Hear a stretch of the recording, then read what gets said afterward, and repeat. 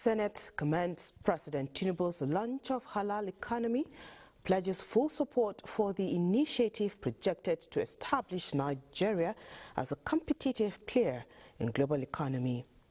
And groups call for urgent strategic response to escalating security challenges. Medical experts and concerned citizens in Kaduna adopt strategies to halt mortality rate among pregnant women in the state. Details on News Panorama with me, Frama Panyi.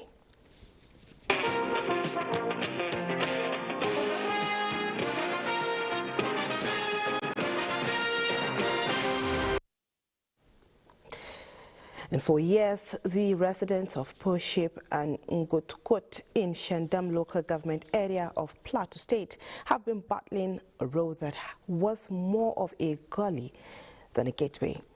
The narrative is, however, changing as federal government ramps up infrastructure development. People are finally seeing the dividends of democracy.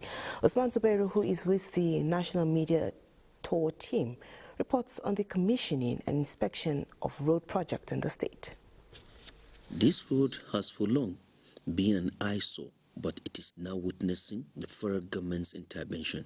Residents say the ongoing construction is a lifeline, describing the development as a prayer after decades of advocacy. And I want to assure you that we'll give every cooperation needed on this road. We want to still thank you for taking time to come here in this hot sun and supervise this project. Excited because the road was so bad, but we thank God now I can travel from Kurugui to Kwandi within 15 minutes.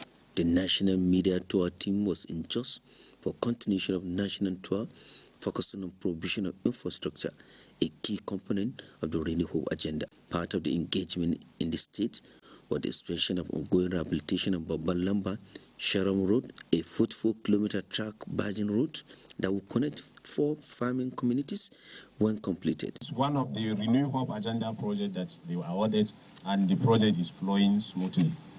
The people of these communities that we have visited from Kwampan to Shandam and then to Kanke, that government will do its best to ensure that other roads too are reached. 2 emergency intervention road projects were also commissioned. Then a statement on embankment washout culverts at Kwande along Shandam Lifeyear Road and the repairs of double cells box culverts, Ashford Lane and Shandam Ibi Road at the cost of over 1 billion naira.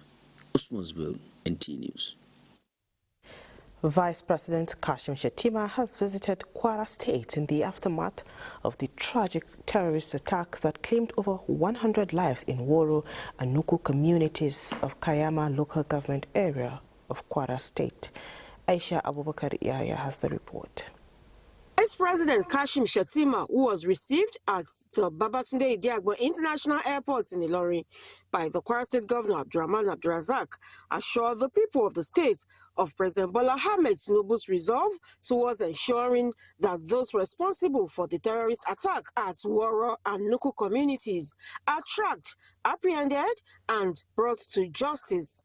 The Vice President explained that efforts are also ongoing by the federal government to provide support to victims and coordinate security responses in the affected communities. I'm here fundamentally to commiserate with the government and people of Kwara and the people of Kayama in particular over the tragic loss of lives, and to reassure the good people of the state of harmony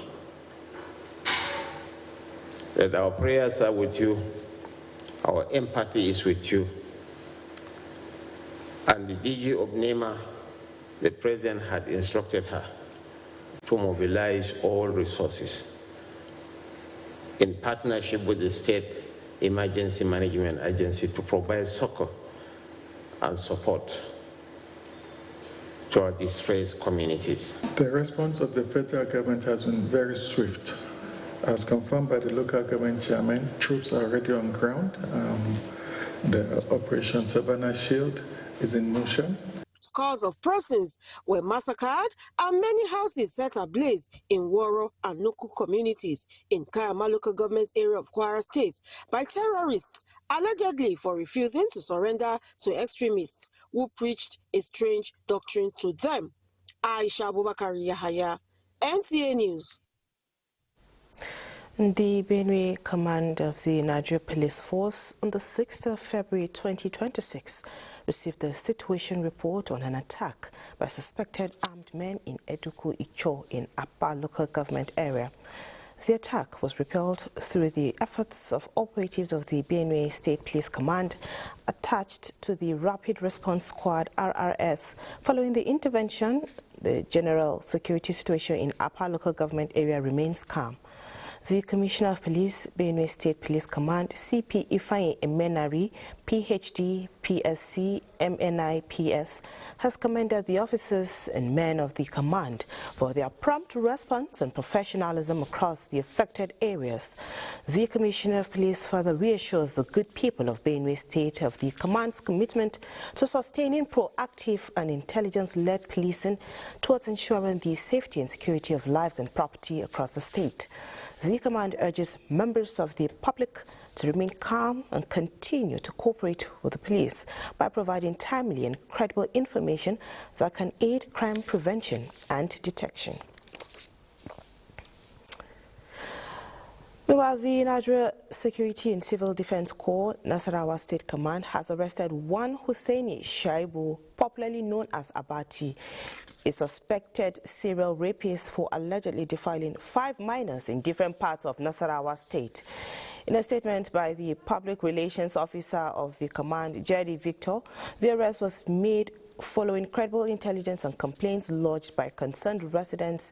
Preliminary investigations revealed that the suspects allegedly carried out the acts at different times and locations, targeting vulnerable minors. The command condemns the act, describing it as inhumane, criminal, and a grave violation of the rights of children, and urged parents, guardians, and community leaders to be vigilant and promptly report suspicious activities to security agents. It encourages victims of sexual abuse to speak out, assuring them of confidentiality and necessary support.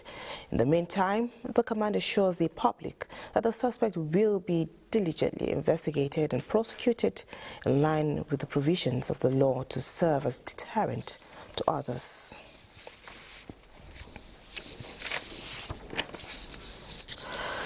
The Alumni Association of the National Institute, ANI, expresses deep concern over the recent surge of violent attacks across parts of Nigeria, including the tragic killings in communities in Kwara and Benue State, as well as the recent abduction of worshippers in Kaduna State, who thankfully have now been rescued through security intervention. Acknowledging and commending the security agencies for the successful rescue efforts in Kaduna, the group says the recurring pattern of killings, kidnappings, and violent assaults across several states has heightened public anxiety.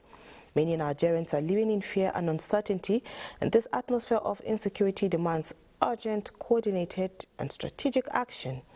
Security is the foundation upon which national development stands, and it therefore calls for strengthened intelligence operations, enhanced interagency coordination, deeper community engagement, and accelerated prosecution of criminal elements. Beyond immediate tactical responses, there is an urgent need for structural and policy reforms that address the root causes of insecurity.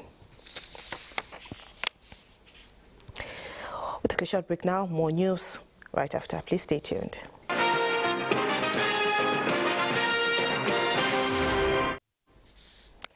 Welcome back. Now, medical experts and concerned citizens in Kaduna are adopting strategies to halt mortality rate among pregnant women in the state. This effort is coming on the heels of disturbing statistics of number of women who die as a result of pregnancy complications. Zara Muhammad reports that the problem persists through Kaduna State government has upgraded health facilities to allow pregnant mothers access free antenatal care. Statistics show that out of 100,000 births, 1,000 women died in Kaduna. Government of Kaduna State has upgraded more than 100 health facilities, equipped them with modern facilities in addition to free antenatal care. Similarly, roads infrastructure were provided to open hard-to-reach communities to enable them easy access to health facilities.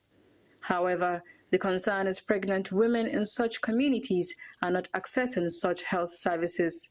Worried by this ugly trend, concerned citizens under the umbrella of the Maternal, Newborn and Children Nutrition Health Champions in Kaduna embarked on advocacy to media organizations in the state to mobilize for support and enlightenment campaigns. The purpose and our prayer for this visit is towards sensitization at every chance, please, to sensitize our women, the populace, even our men, to please encourage the pregnant women, the breastfeeding mothers, to utilize the health centers, to utilize the health facilities. These champions are pushing for the eradication of mortality among pregnant women in Kaduna State, as obtained in other developed nations. In Kaduna, Zara Muhammad Sadiq, NTA News. And we will be heading to Kaduna, where our guest, Professor Oladapo Sunday Shitu, Professor of Obstetrics Gynecology, Ahmadu Bello University, Zaria. Hello, Professor. Thanks for joining us on Panorama. Thank you for having me. Right, let's get straight into it. Now, can you give us an insight into persistence of maternal deaths in Kaduna, and what has been the experiences in the various communities in Kaduna State? Thank you very much, and thank you for featuring the initial clip that highlighted the most recent intervention that was introduced by the Kaduna State government, the establishment of the inauguration of the 12 champions that will promote maternal and child health in the state. The burden of maternal deaths is one of the major challenges we have in Nigeria, because since 2017, international data has continued to regard Nigeria as having the largest burden of maternal deaths in the whole wide world. In fact, currently it's estimated that 80,000 women die from pregnancy related deaths, maternal deaths specifically. And Kaduna State is not exempt from this. And I want to congratulate the Kaduna State government on this initiative. What we have done in Kaduna State is that we have been following very rigorously the establishment of community maternal perinatal death surveillance and response, which was established by the Federal Ministry of Health way back in 2015, which involves our tracking every maternal death that occurs in our communities, and then empowering the community members to understand why those deaths occur, and also initiating efforts at preventing the recurrences of those deaths. For example, in two communities between 2022 and 2023, we recorded 17 maternal deaths within 24 months. And the communities in those environments, took bold decisions. For example, they decided that henceforth, anybody who is getting married must go to the local chief and sign an undertaking that they would encourage their wives, their pregnant women, to use health facility for antenatal and also use health facility for delivery. Because these are two major challenges we have, not only in Kaduna State, but across Nigeria, where only about half of Nigerian pregnant women use antenatal care. And only about 40% of Nigerian women use health facilities for delivery. And these gaps contribute very significantly to this number of deaths we have in Nigeria. Right. Now, Prof, what structure do you think should be in place to reduce maternal mortality rate in these various communities in Kaduna State? Yes, thank you. What we are doing now, which is using verbal autopsy to track all the maternal deaths and newborn deaths, and using social autopsy to empower the community members to, identify measures, control measures they will take themselves to reduce maternal deaths in the environment. That one should be increased and extended to every nook and cranny of the state and indeed Nigeria. And before now, this initiative has been funded by international organizations. Our state government and our federal government need to put money on this initiative. Otherwise, we won't get anywhere. Secondly, governance in our healthcare sector, particularly relating to optimal use of the well-trained healthcare workers we have, should be intensified. Recently, one of the, particularly the United States, was quoted as saying Nigeria has very well-trained healthcare workers. We attest to this, we confirm this, but why are we not generating the high-quality care that we need? Which means we need to improve the governance, the structure, the functions, the functionality of our healthcare system. In fact, our audit system in our healthcare system, and then to incentivize our healthcare workers so that we can get the most out of them. Because if you go to countries across the world, you find Nigerian healthcare workers working optimally because they are well incentivized. We need to do that also in Nigeria. We're appreciative of the fact that, health facilities have been established, improved equipment, but these additional efforts are necessary. And of course, we need to also work, particularly all our media houses, we need to reach out to our women and their husbands and their families to encourage them to use antenatal services, particularly, attending 4 times minimum in order to, recoup all the interventions that antenatal services have for them. And of course, they should come and deliver in healthcare facilities, because until they do that, can they be spared the complications that every pregnant woman is exposed to during the course of pregnancy and childbirth. Thank you.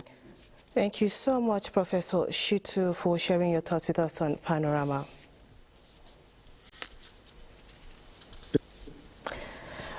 Right now, Bible Society of Nigeria, Abuja, Nasarawa, and Niger chapter is leveraging its 60 years foundation to evangelism to further spread the gospel of unity, peace, and harmonious coexistence of citizens across the country.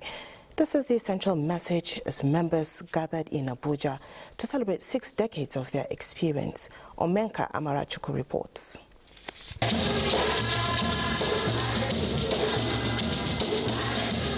For 60 years, the Bible Society of Nigeria has responded to the challenge of limited access to God's Word by making the Bible available and understandable across Nigerians' diverse languages and cultures.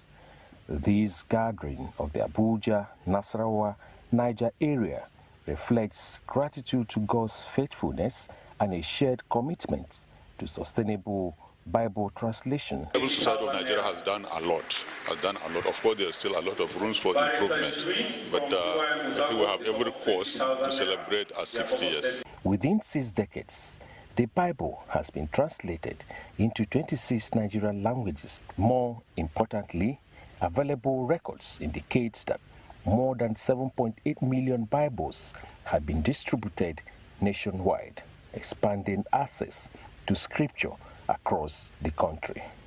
I can see that the Bible Society has taken advantage of even the technology and is making impact and touching lives. And you see, it is not an easy job to translate. Translation alone takes not less than about 7 years, to do, because you have to go through every part of the Bible. As the society celebrates 60 years of God's protection and guidance, the milestone renews its resolve to close the remaining gaps in Bible translation and ensure that God's word reaches every Nigerian, regardless of language or location. In Abuja, Omenka Machuku, NTA News. The Nigerian Immigration Service has dismissed reports claiming that a region of the country has been disqualified from passport issuance, describing them as false and misleading.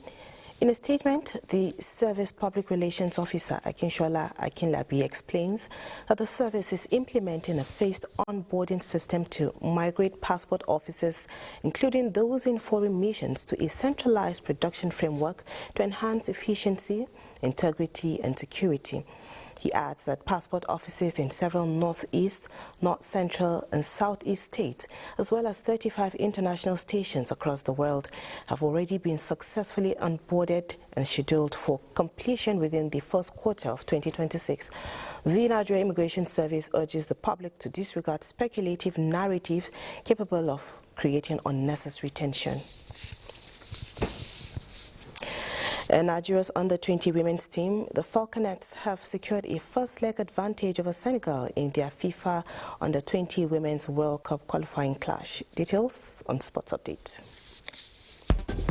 Team Nigeria's push for qualification to the Davis Cup is back on course following a crucial victory at the Lagos Long Tennis Club. Nigeria's Daniel Adeleye reignited the country's hopes after defeating Uzbekistan's Abdulaziz Usmanjonov in 3 sets of the second match of the World Group 2 playoffs. Adeleye come from a set down to seal a 4-6, 6-2, 6-4 win, drawing Nigeria level in the tie. Earlier, Nigeria had suffered a setback as Kainis Abua lost the opening match 6-3, 6-4. Of pressure, we were honestly speaking, from my training and the assessment of the player and the performance of all the players, I was not expecting what Kainis did. To football, Nigeria's under-20 women's team, the Falconets, have secured a slim but vital advantage in their bid for the place at the 2026 FIFA Under-20 Women's World Cup in Poland, following a hard-fought 1-0 victory over Senegal in Abuja. The perennial World Cup finalists dominated large periods of the first leg third-round qualifier,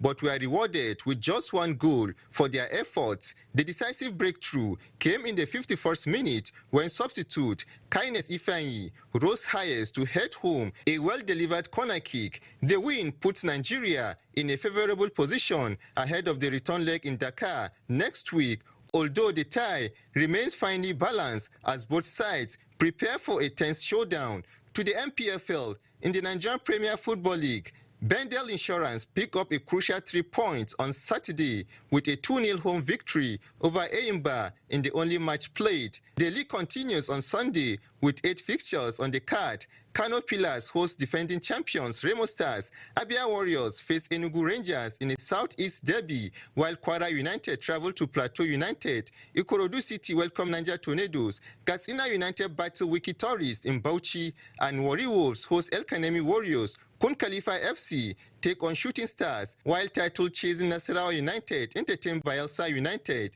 And finally, Manchester United's revival under interim coach Michael Carrick gathered momentum on Saturday as the Red Devils recorded a comfortable 2-0 victory over 10-man Tottenham Hotspur. Elsewhere, Fulham fell to a home defeat against Everton with a convincing 3-0 win over Sunderland, strengthening their push for a first league title in over a decade. With Sports Update, Suleiman Musa, NTA News. And on that note, we end the news. Thank you for being a part of it. I am Frama Panyi. Have a good day.